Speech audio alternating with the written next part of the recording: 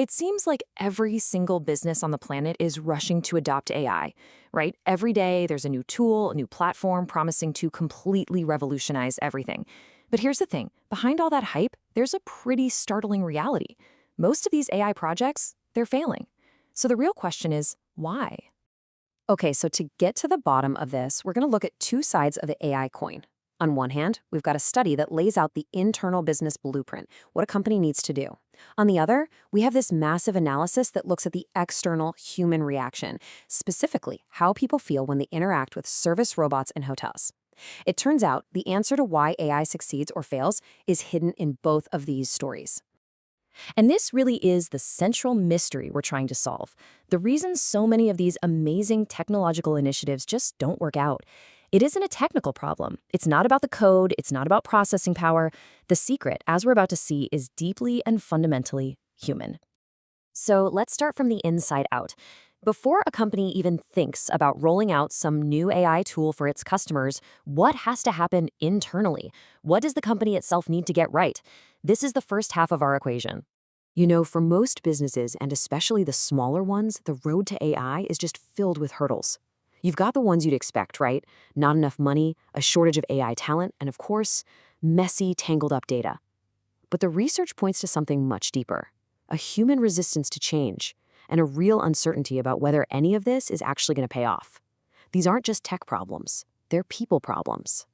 And this quote from the researchers really gets to the heart of it. You can't just buy some AI software off the shelf and expect magic to happen. They argue that getting this right isn't just a tech upgrade. It is a complete organizational transformation. It's a fundamental shift in your culture, your strategy, and your entire mindset. So to guide that transformation, the study gives us these 7 pillars of AI readiness. You've got strategy, organization, data, and the tech itself. But what's really telling are the last 3, the human readiness of your team, the financial investment, and finally, the ethics of it all.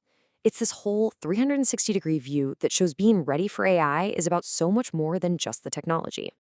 Let's start with the absolute foundation, strategic readiness. This is all about asking one simple question. Why? Why are we doing this? Are we using AI to solve a real, tangible business problem, or are we just jumping on the bandwagon because it's the trendy thing to do? The research is crystal clear on this. Without a real purpose, an AI project is basically set up to fail from day one.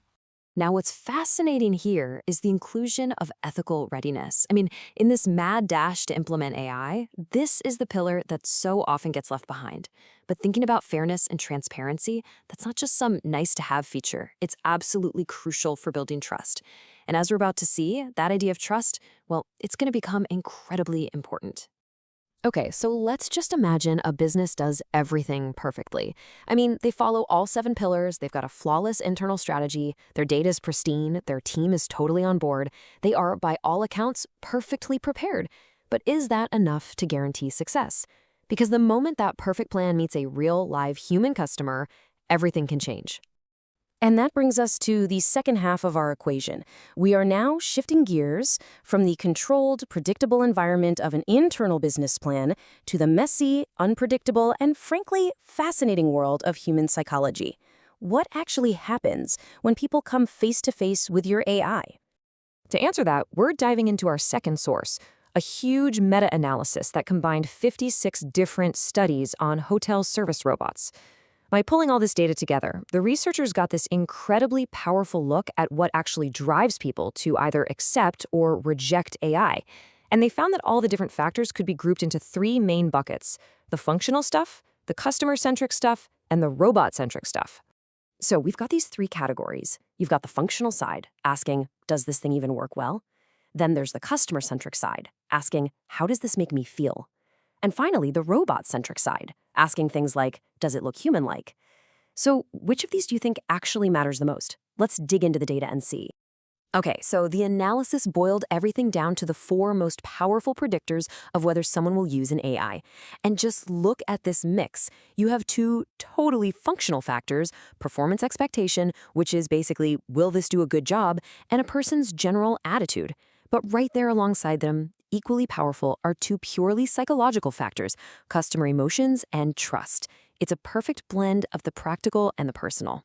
But even among those four, one factor stood head and shoulders above the rest.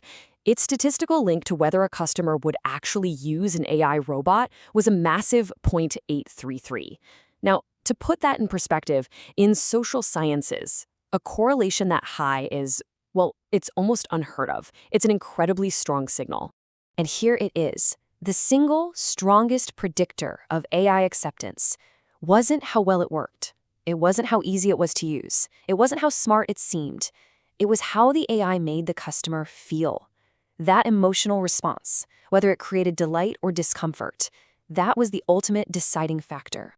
And this, right here, is the crucial disconnect. Businesses pour millions, even billions, into the things on the left, making it work better, making it easier to use, making it seem smarter. They obsess over the technology. But this research proves that the game is actually won or lost based on the things on the right. It's won on feeling, it's won on trust, it's won on psychology. So, let's bring these two sides of the story together. We've seen the internal business blueprint, and we've seen the external human response. How do they lock together to give us a complete picture of what it takes for AI to actually succeed? Well, here it is, the two-sided equation for AI success. On one side, you absolutely need that rigorous, holistic internal plan. You have to nail the strategy, the data, the ethics, the people. But on the other side, that entire plan has to be built on a deep, empathetic understanding of human psychology, laser-focused on the things that actually drive us, emotion and trust. And that leaves us with one final, kind of provocative question to chew on. As we build this AI-powered future, a future that completely depends on human beings wanting to use it, what's more important? Hiring more engineers to perfect the technology, or hiring more psychologists to understand the people who will actually decide if it succeeds?